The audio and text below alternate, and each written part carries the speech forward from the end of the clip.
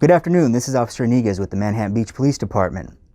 If you're not already aware, last week, July 23rd, we hosted our first ever virtual Coffee with the Cop. In case you missed us, don't worry. This is your chance to watch the replay here on our YouTube channel. Please make sure you like and subscribe and follow us on all of our social media platforms so you're aware of these events. Hope you enjoy and enjoy the rest of your week.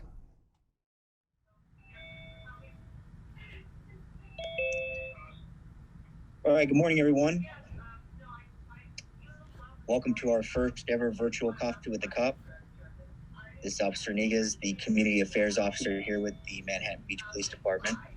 How's everybody doing this morning? Just get a quick wave. All right. So I wanted to thank everybody for joining us this morning. We did receive some questions that, I'm going to address.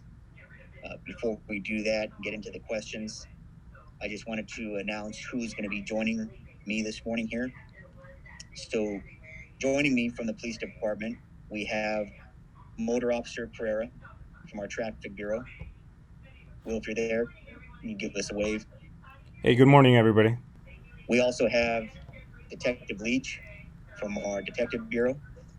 Ma'am, if you're there, give us a wave. We do have our crime analyst, Angela Lopez. She's there. Wave Hi, for us. everyone. And that is it from our department that will be helping me answer these questions this morning. So with that being said, first and foremost, before some of these questions do get asked later on, you'll notice the officers that I announced are wearing masks. You'll notice some of them are not. So I want to let everybody know that the Manhattan Beach Police Department is behind the mask wearing policies, and we do practice social distancing. However, like anyone else, there are exceptions. So these officers that are not wearing the mask, they are within their own confined space in their cubicle, but when they do leave that area, they are wearing it. I am wearing one right now because I'm in an office with a few other people here that are sitting on the opposite side of the table. So with that, I'm going to get into some of the questions that were asked of me since we posted that we were going to be doing a virtual Coffee with the Cop. And hopefully that can take us into us having time for the open forum. And then I can give you guys a chance to ask questions. So we'll get started. So one of the first questions I got was a rather interesting question. And it said, somebody asked, do you think police officers should be extra trained how to interact with Black people? It's a pretty interesting question to me. And I kind of take that as maybe a racist question in itself, but I will address that. To answer the question, no, we should not. Because we all go through the same type of training. We do a racial diversity training, a lot of active communication training, and then we do a lot of training in general on tactics as well. And I can speak for myself and every officer here that it doesn't matter if somebody's white, Black, brown, or green, alien from Mars. We are going to treat everybody the same. However, certain situations will call for certain type of reaction. If we do stop somebody for maybe a broken tail light, they will not get treated the same as somebody that might have just burgled a supermarket, right? And that's just because the severity of the crime, it's a little bit different. So there's a lot of knowns and unknowns and variables that come into play when we do address these issues. So hopefully that kind of clarifies things, and it's understandable. Another question I got is Mbpd enforcing no smoking? Folks light up and smoking so casually. Yes, we are.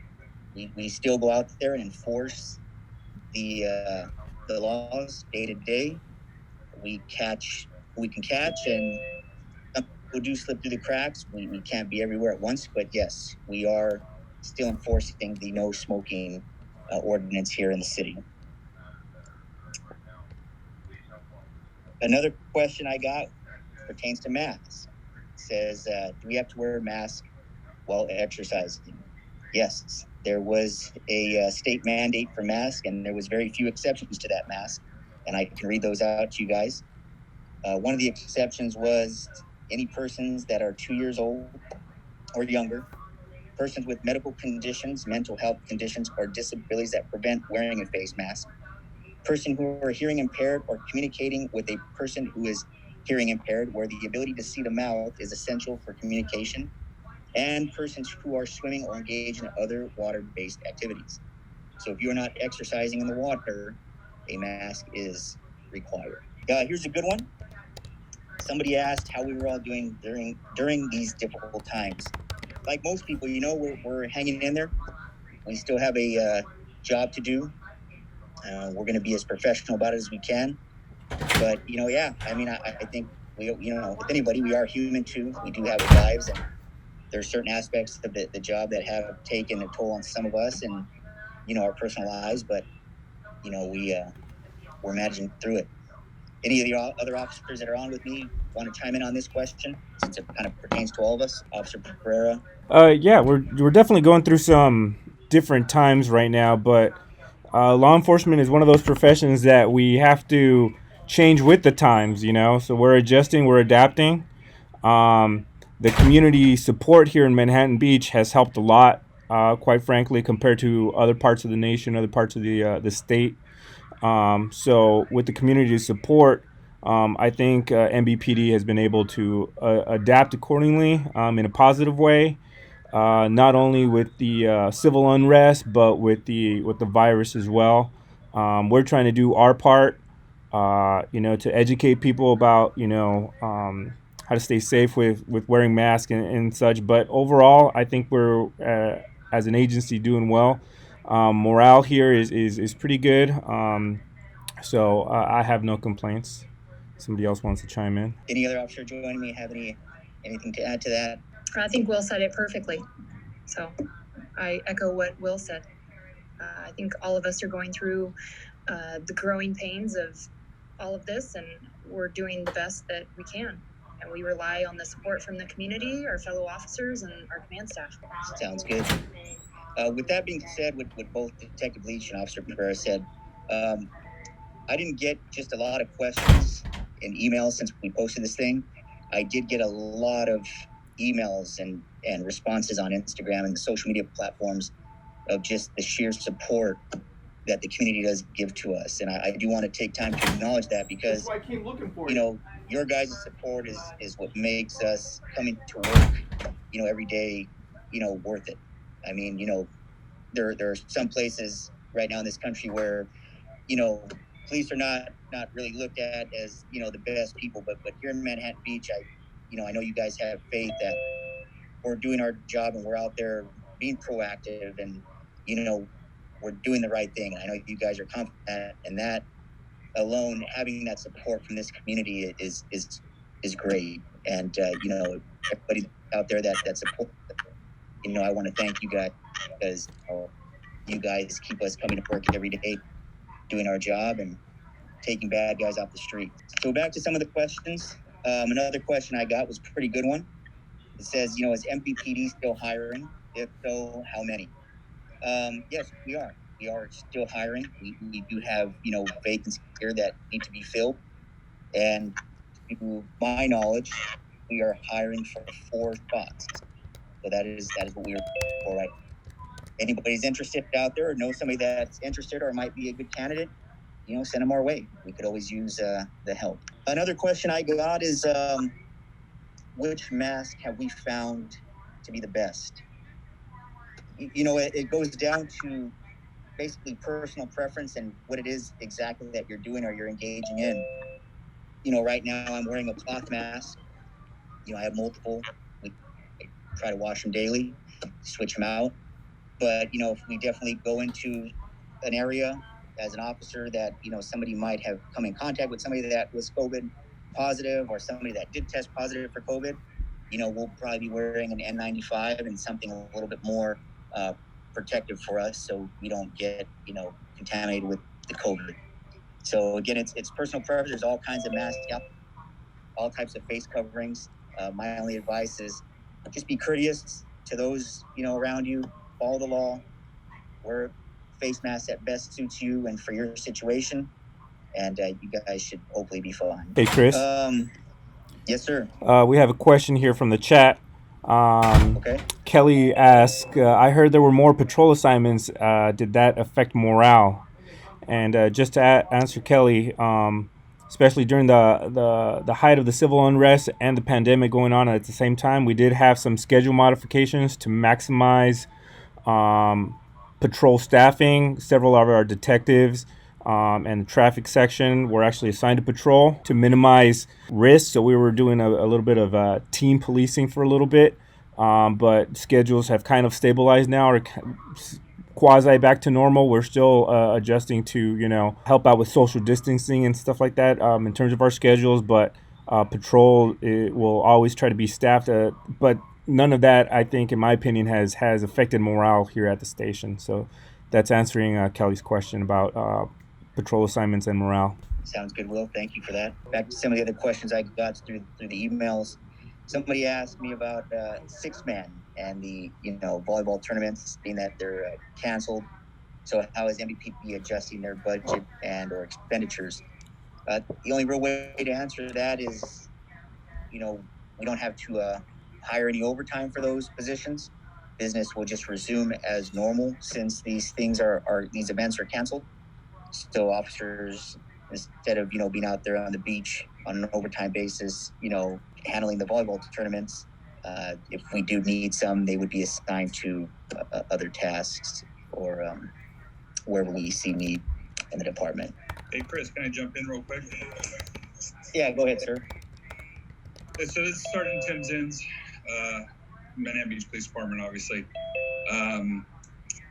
We get a lot of phone calls. Chris and I get a lot of phone calls being the public information officers for the department. And a lot of the questions that we get on a daily basis are things that are talked about in the city council meetings. And so I would ask and I would encourage people to watch your city council meetings for the direction on face coverings. I'm in an office right now by myself, like Officer Inigua said earlier. He has a mask on right now because he is in a room with other people in it. I'm in my office by myself right now, but we're asking everybody in the community to help us out. We are out there. We're encouraging people and trying to take a positive approach to face coverings, and officers will have face coverings in their cars, to which they will give out to people. And this was covered in the city council meetings. And so, like I've said so many times before, that we can't police our community, the city of Manhattan Beach, without your help. And right now we're asking for your help. The city council is asking for your help to wear a face mask when you're outside. And even when you're inside and you're in a room with other people, wear a face mask. Help us out. We're in a very difficult position with the enforcement of face masks, but the community can really help us if they do what the city council is asking. And from what we saw on the county's meeting yesterday, that it seems like the wearing of face masks is starting to bring the numbers down a little bit. So what I'm asking is that for the community to help us, just wear a face covering as directed by our city council, by the governor, and help us to get through this, because it isn't easy for us. And so, please help us to get through this. And again, I encourage you to watch your city council meetings for direction. That's all I got. Thanks, Chris. Thank you, sir. I appreciate that. And Chris, we receive a couple of questions In chat group from Michelle, is there a list of vendors who provide training to MBPD officers? Do officers ever enroll in training, workshops, classes on their own time? That's a really good. So to answer that question, officers go through trainings all the time. We're always sent to different trainings or any type of training update. However, the trainings that we go to have to be post-certified. So it has to be an official training that the California Post has approved for officers to take to make sure that, we are getting the best possible training. And basically what Post is they regulate the training and they set the standards for police officers across the state. So yes, to answer that, we are always going through training. We're always looking for training. We're always trying to better ourselves.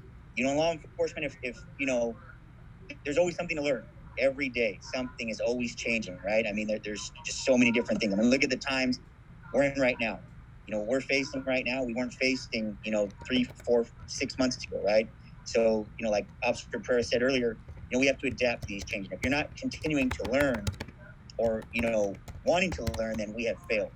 So again, yes, we are always enrolling in training. It's kind of changed because of where we're at right now. So, I do know Post has put out, a lot of training that we can do virtually, like we're doing right now online, where, obviously a moderator will come and we'll set up like this and we can go through some, training that's not so interactive. The downside to that is there's some training and, we're waiting to see on how, things are going to get modified, but there are some training that, we will need that physical interaction because, a lot of what we do is face-to-face physical interaction. So, you can't always just learn everything sitting here looking at a screen. Sometimes you actually have to get hands-on and do it. So we're just waiting to see how a lot of that changes and plays out. But again, to go back to the question, yes, we do all the time. We're always being sent to trainings and we're always trying to stay updated on new laws and changes that are happening here within the state. Another question I got from the emails, and I think my sergeant already answered this, but I'll piggyback on the second part of the question. But the question was, what is MBPD doing to help enforce the mask and face covering requirement in Manhattan Beach? What direction has MBPD received from the city council and or the city manager in this regard? So again, I think the sergeant already answered that. If you need other clarification, please log on to the city webpage. You can see the recordings from the city council meetings where all of that is addressed. The second part of the question is also on a related matter. Has there been outreach to Manhattan Beach businesses by MBPD telling them that MBPD will support them in dealing with non-compliant and or hostile, abusive customers about mask or no service? Yes, because that is our job, correct? If any of the businesses have an unruly customer that is down there, one of the businesses refusing to wear masks and not leaving when being told to do so, yes, we definitely will support our downtown businesses or any business here within the city. And we will go out there and we will address the issue accordingly. So that is our job. We will take enforcement action at that time. If the business calls us or they have that. Do we have another question, Leslie? That was. Yes, we have one hand raised from Wayne Powell. You're now unmuted, Wayne. While Leslie's looking to do that, I haven't quite just opened up the open forum yet. I did have one more question come in that asked about concerns from some groups gathering here on the upper pier parking lots on the weekends, playing their music really loud, and I guess doing some other illegal activities. Just know that our police officers are out there every night proactively enforcing the laws and looking for criminals that are out there breaking the laws.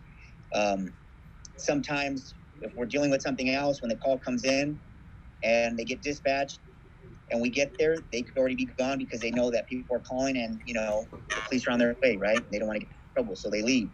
In those cases, we can't always catch everybody. But, a lot of the times we're able to get there before, people have left the location, and we are able to take enforcement action. If you follow us on our social media platforms, you'll notice that we do post a lot of these interactions we have with people where we are finding guns. We are finding, illegal drugs. We are arresting, shoplifters. I mean, stolen vehicles. I mean, we're forever out there again, being proactive, trying to protect the citizens of this community. So, yes, know that we are aware that there have been a couple of incidences where people are out there in the parking lots doing things they shouldn't be doing, and we are taking enforcement on those situations. Yeah, I think Mr. Powell's mic is ready to go. Go ahead, sir. Okay. Yes, I just wanted to commend Mbpd. You guys and women are the best of the best, as well as our fire department. Keep up the good work. Our community fully supports you. Thank you. Thank you, sir. It's much appreciated. Hey, Chris, thank you, Mr. Powell. What I was going to say is, why don't you update on the press release that we put out, or that you put out the other day? No problem, sir. So if you guys follow us on, again, our social media platforms or on Nixle, you guys might have received a press release about a skimming device that was found on one of the ATM machines here at the Bank of America located on Sepulveda. So just to kind of give an update on that, at the time when that came out and I got that information and speaking to, the manager and the officers that were on scene, there were a little bit of unknowns when the press release was sent out. So obviously, as a precaution, we wanted to let the residents know of this community that if you use that, you might want to check your, bank statements, your financial records to see if from, I believe it was Saturday till Monday, if there was anything unusual or unknown, so that way you can, try to get that situation addressed and hopefully fixed. The update that we received yesterday was, according to the service technicians at Bank of America, that their system is it's pretty good at recognizing foreign devices once they are placed in the machine. So also to address the ATM machine that was compromised was one of the drive-through ATMs, the one that's affixed to the building. So if anybody used that was the ATM. So as far as anybody being at risk, again, the ATM machine is pretty sophisticated when it captures any foreign objects being placed in there and will automatically shut down. So based on this update, Bank of America said that nobody should have been compromised based on that. So that's an update for you guys that are here joining us. You can share it with your friends or family that you think might have used that ATM. But that's what Bank of America has stated, that nobody should have been compromised based on the sophistication of that ATM machine and how it detects foreign objects being placed in the ATM machine. Hey, Chris, we have a question here from the chat from Jeanne. She asks, do you have any opportunities to consult with other departments on best practices, especially when faced with the new challenges in the COVID era, such as best ways to deal with mask enforcement? Yes, I mean, let me try to get back here again. There you are. Yes. Yes, I mean, we do interact with other agencies, on a daily basis. As far as being able to share practices, I mean, that's something that's a little above my pay grade here. I know, I'm sure the chiefs and, our command staff, they're always interacting with, surrounding agencies. And we're always trying to find different ideas from everywhere. What may work for some city, may also work for another city. What doesn't work for some city may not work for another city. So, yes, they are always, communicating amongst each other, always trying to figure out what practices are. So we're somewhat on the same page. But I mean, keep in mind, like I said, some things in certain cities may work well for them, just like some things in this city work best for us. All right, with that being said, we're already getting into the second half of this program. I see a lot more people starting to join us. That was it with all the questions that I received through email and through Instagram as of yesterday. I know some kind of, we're coming through right now as we're talking.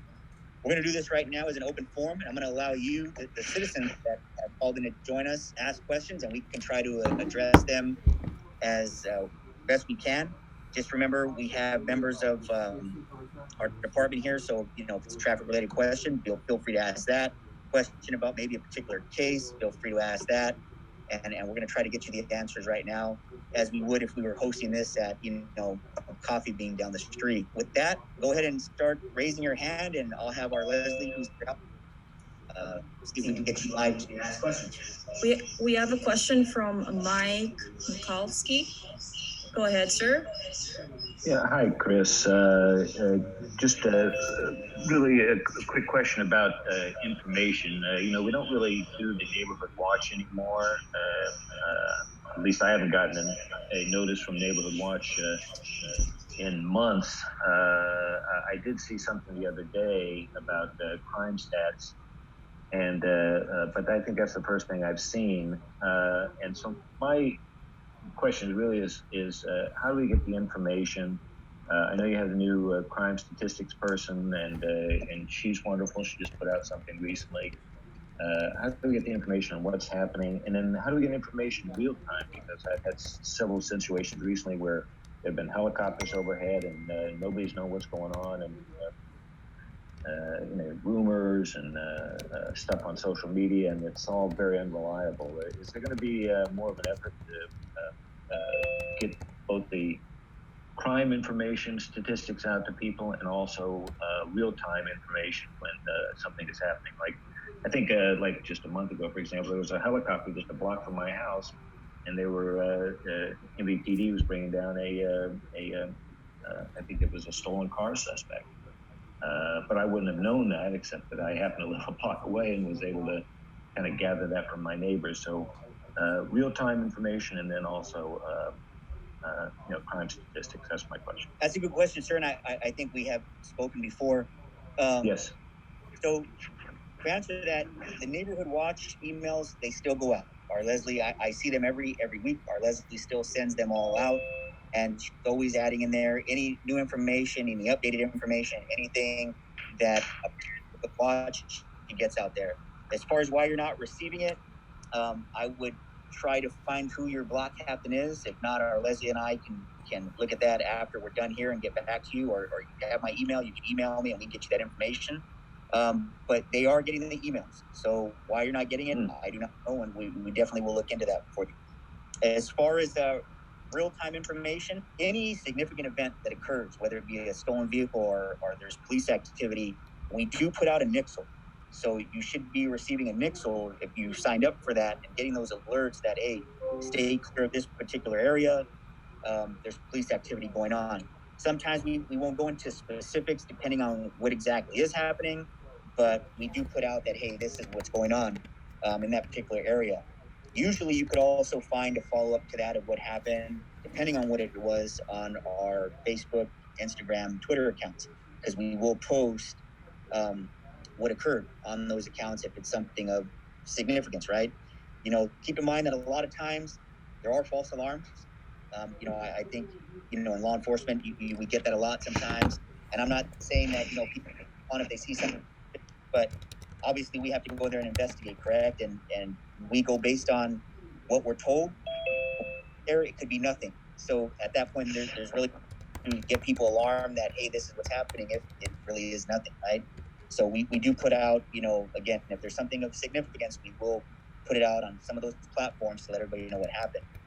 As far as updated crime stats, we do have our analyst here, and what we're doing is we are working on something to where we can give an update on a weekly basis on what's occurring and where it's occurring. So that is something that still in the works.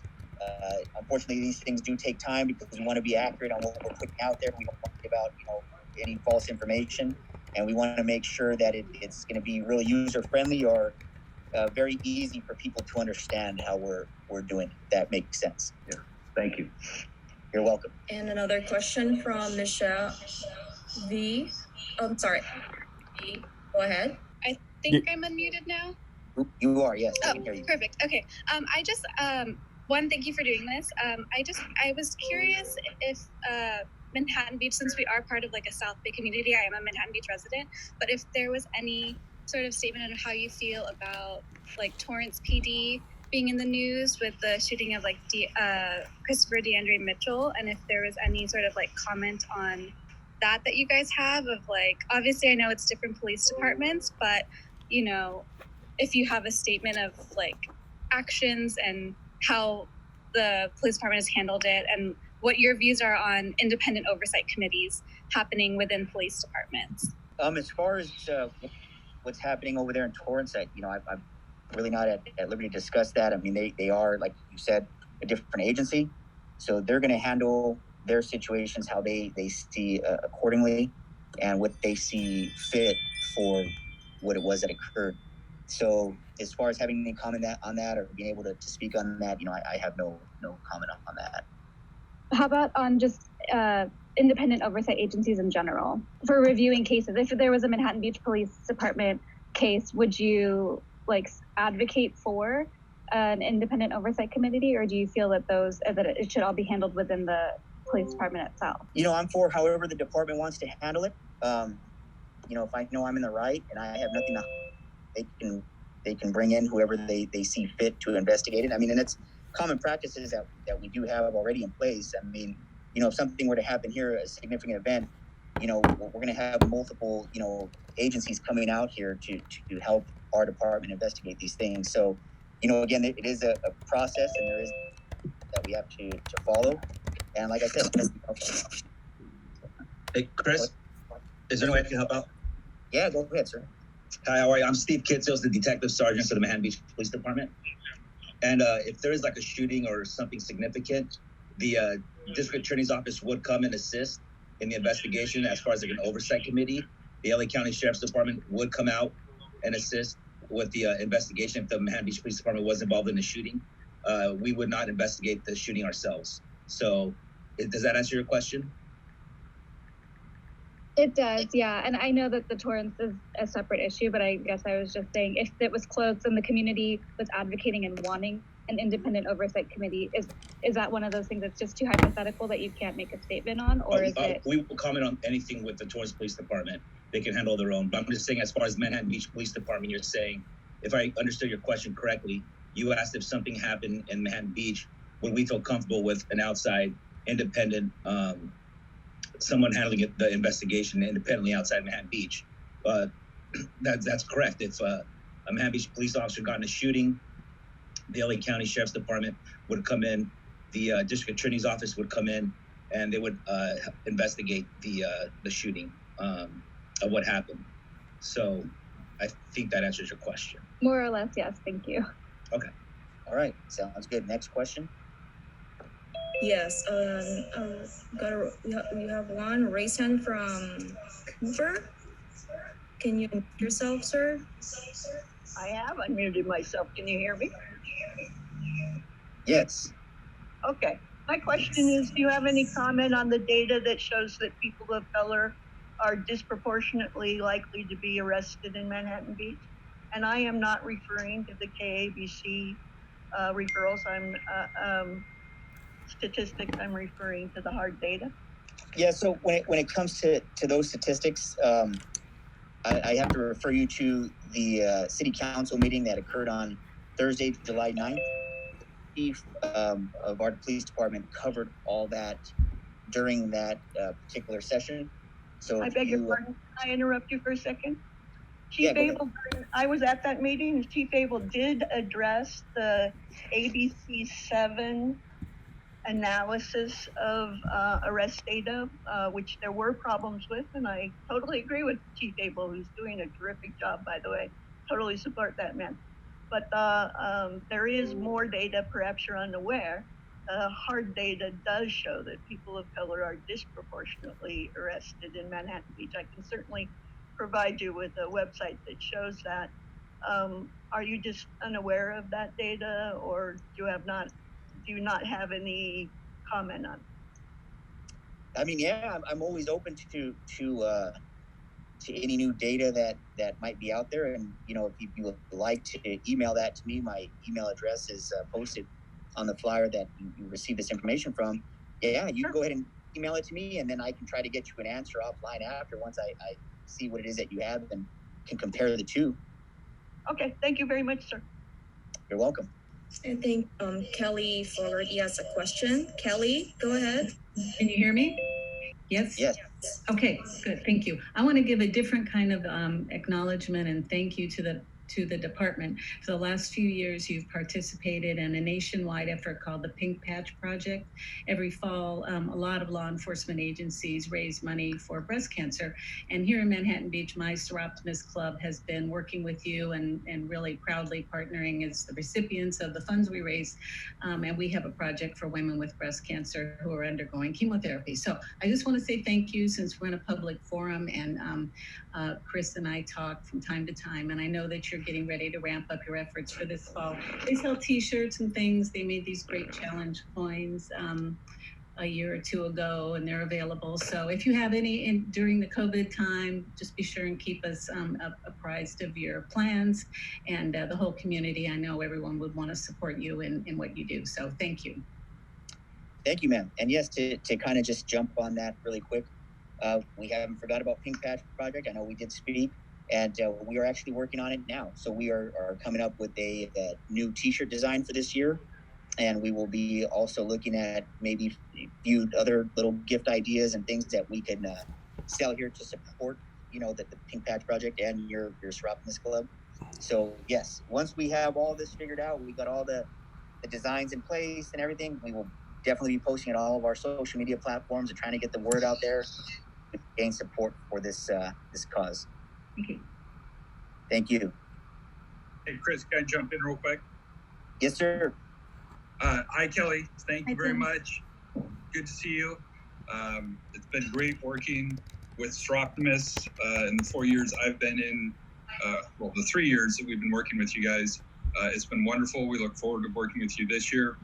A couple of the things I want to bring up was that even though so many of the cities, or pretty much all of the city's events have been canceled this year, one thing I want to bring up is that this year is the 40th anniversary of Neighborhood Watch. And Neighborhood Watch really made a difference in this community 40 years ago. We were averaging 100 residential burglaries a month 40 years ago. And Neighborhood Watch was formed by a fine group of people in Manhattan Beach. And that really helped reduce the crime in our city. And this year they were planning on hosting a big anniversary party for Neighborhood Watch, but obviously under COVID we can't do that.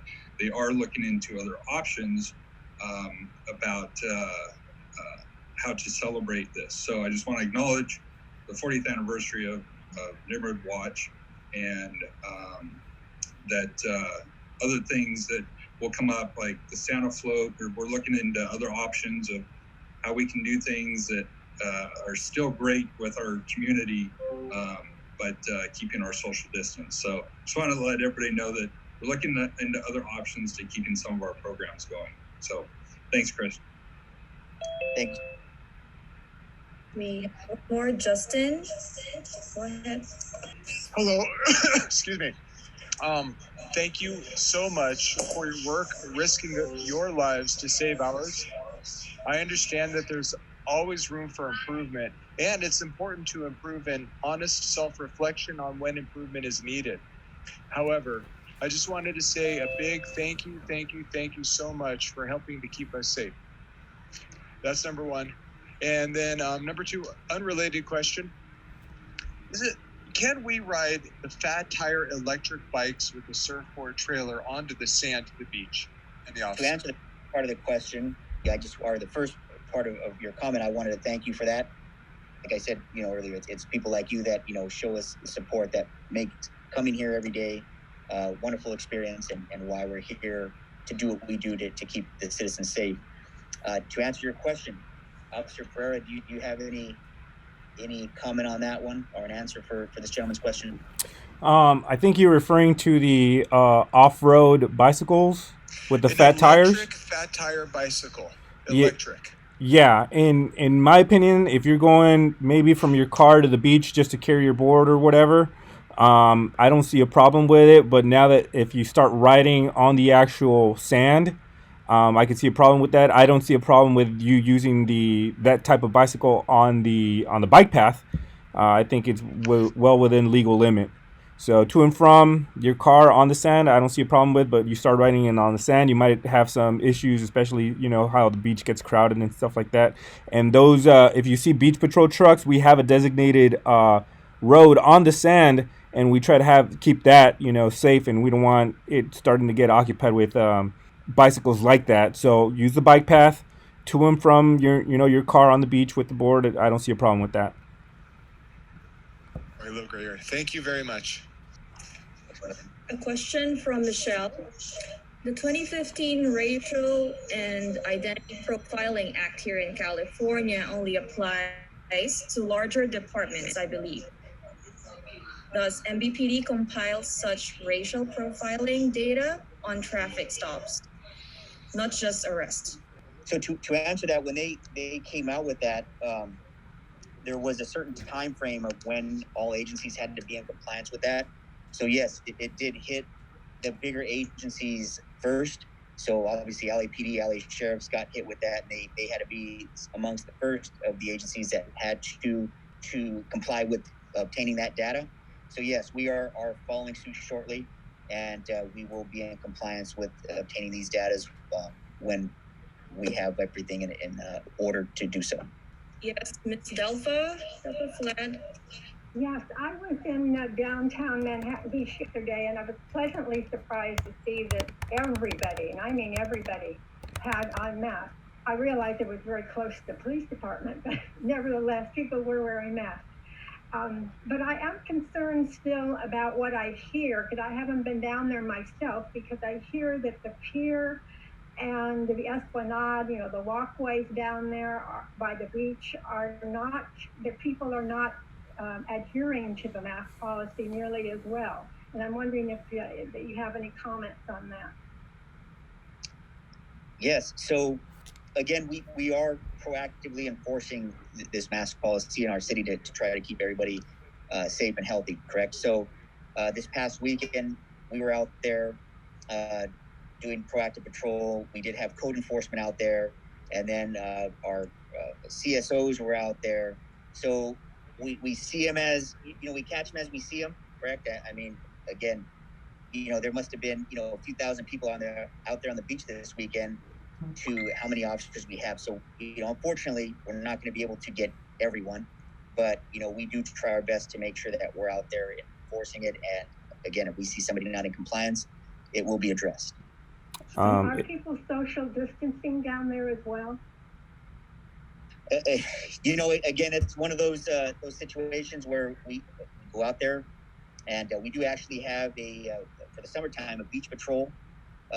So basically officers out there that are enforcing that, and they're looking for that. So yes, they are enforcing the social distancing, but again, there are exceptions to that, correct? I mean, if it's members from the same household, they are allowed to be together. So, they're going out there, and how they see fit, they are addressing the issues. If I can add, Chris, just to that, I know here my boss, Lieutenant Herod, has actually helped coordinate with the city to contract out with CSC, who is our private event security, to actually assist us with educating people and enforcing the mask policy, as well as the city has contracted additional code enforcement officers. So we don't have enough staff with the police department to, like Chris said, to contact everybody, but the city and the police department are doing its part to try to get more staffing through CSC and through the contract company code enforcement officers to cite people, and as well as just maybe contact and educate people that they should try to have the mask on.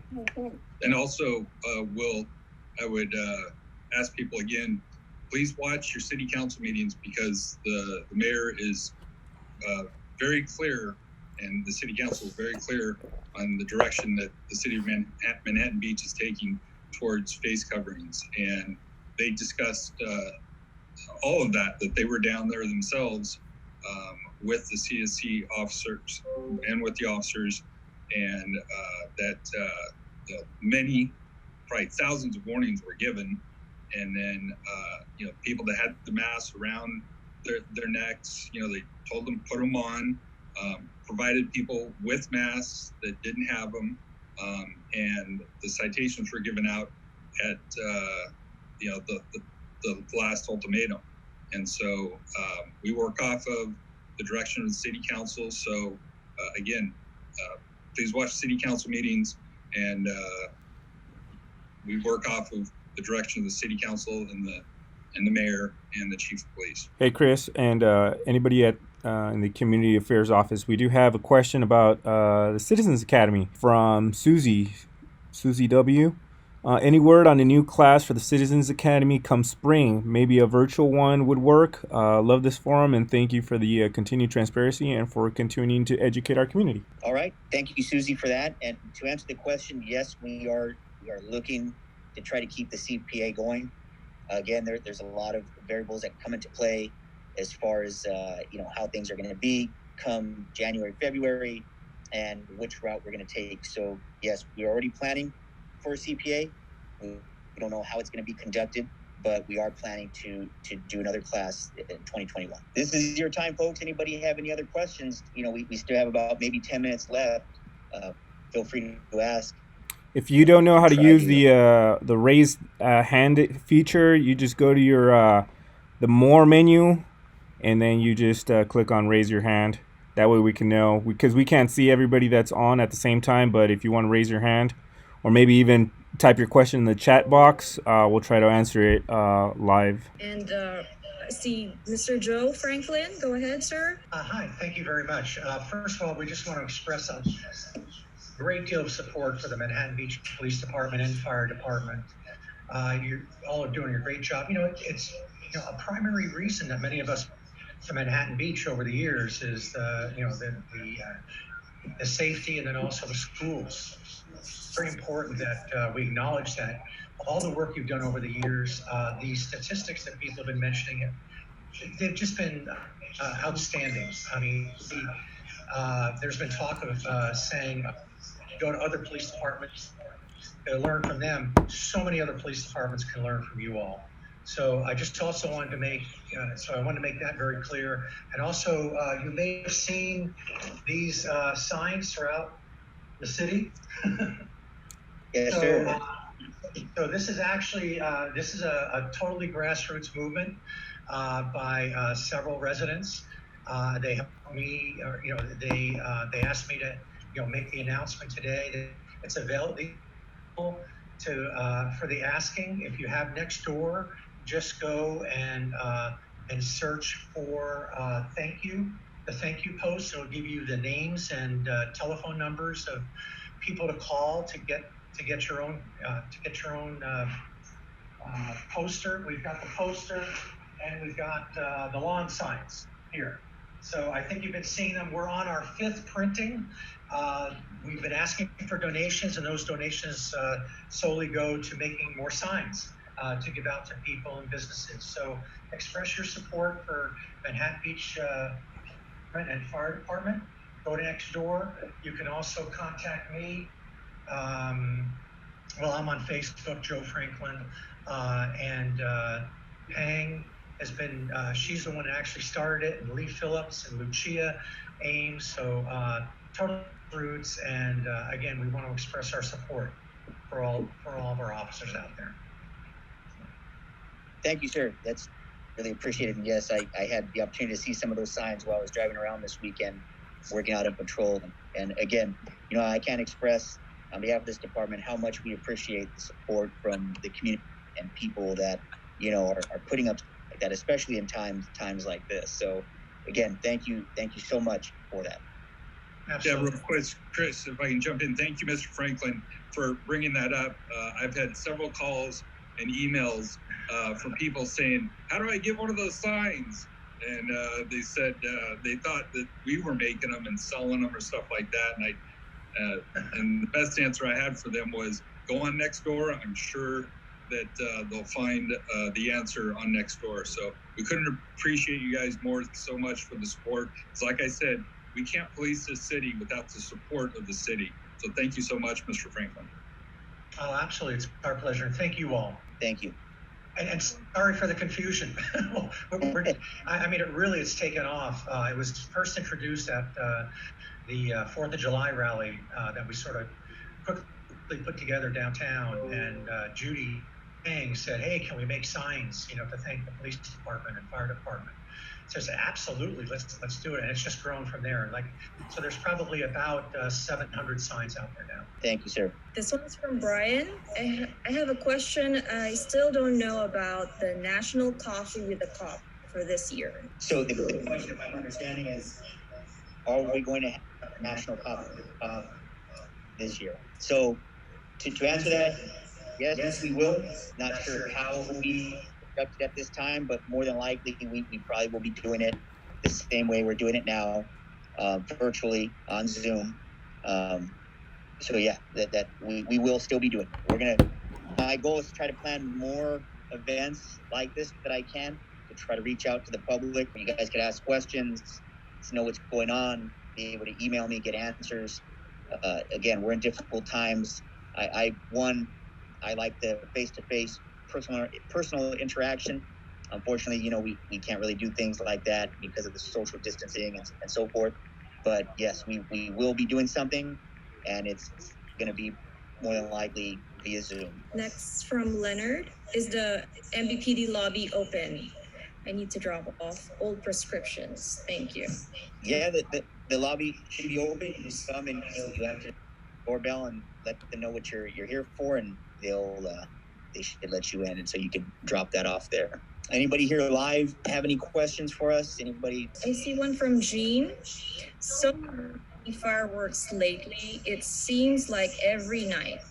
I assume Mbpd has gotten many more calls recently about this. Is Mbpd been able to catch anyone in the act, or dispersed by the time police arrive? What is the punishment for setting off fireworks? So good question. Yes, we are aware of the numerous calls that people have regarding fireworks. Like I mentioned before, officers are constantly out there proactively looking for these violators. They are subject to a fine. In some cases, we are able to find the people responsible, and they do get cited. And in others, yes, they do disperse. Also, keep in mind, depending on maybe where you're living in the city, that it could be an echo from a neighboring city. So a lot of times, if we get out there and we don't hear anything or see anything, it could be because maybe somebody in a neighboring city is lighting up the fireworks, and it's not happening just in Manhattan. And then one raised hand from Mike Mikulski. Yeah, hey, Chris. Hope you don't mind my jumping in here again real quick. First of all, I want to second Joe Franklin's comments about the signs. I've been helping them out on that as well. And I think it was a great idea. It mainly came from Judy Payne. She's a neighbor down in the sand section. She's a photographer. She put together the whole sign, does the printing and everything. And so we're just all trying to help her out on that. And I think it's been a great idea.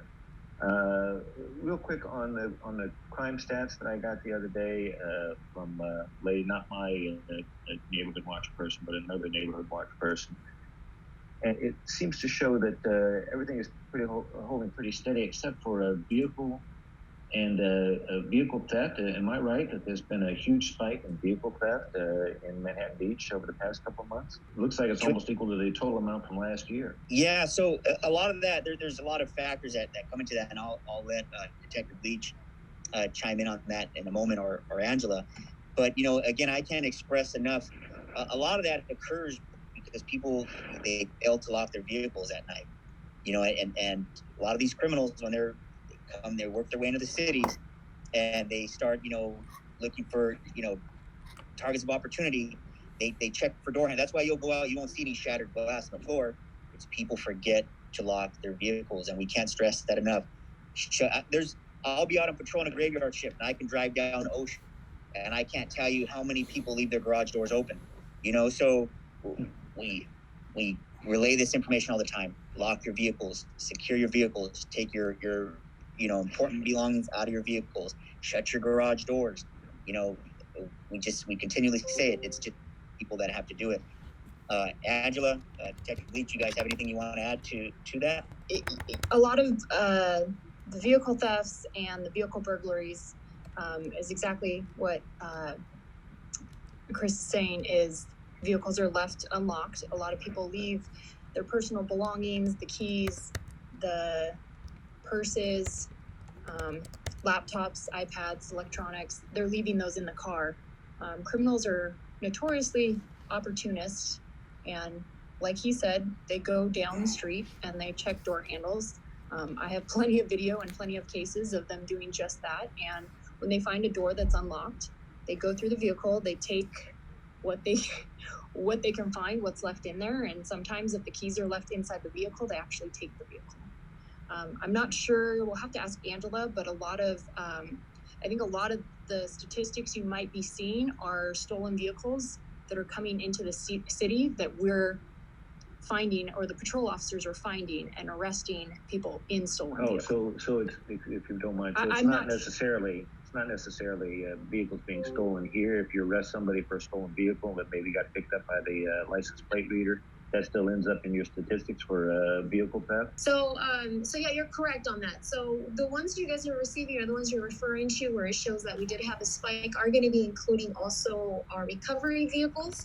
And that's because, again, those are preliminary statistics. Anytime we have preliminary, we're still reading through all of the reports and trying to see, what falls within actual stolen vehicles.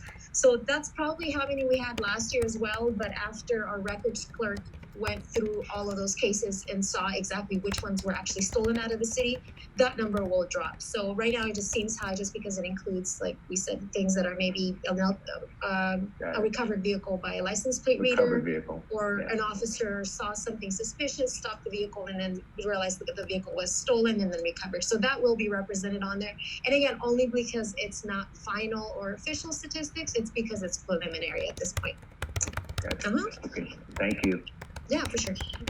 And Chris, if I can jump in real quick, just to remind everybody the difference that in the statistics, that there's a theft from motor vehicle, there's a vehicle burglary, and then there's a stolen vehicle.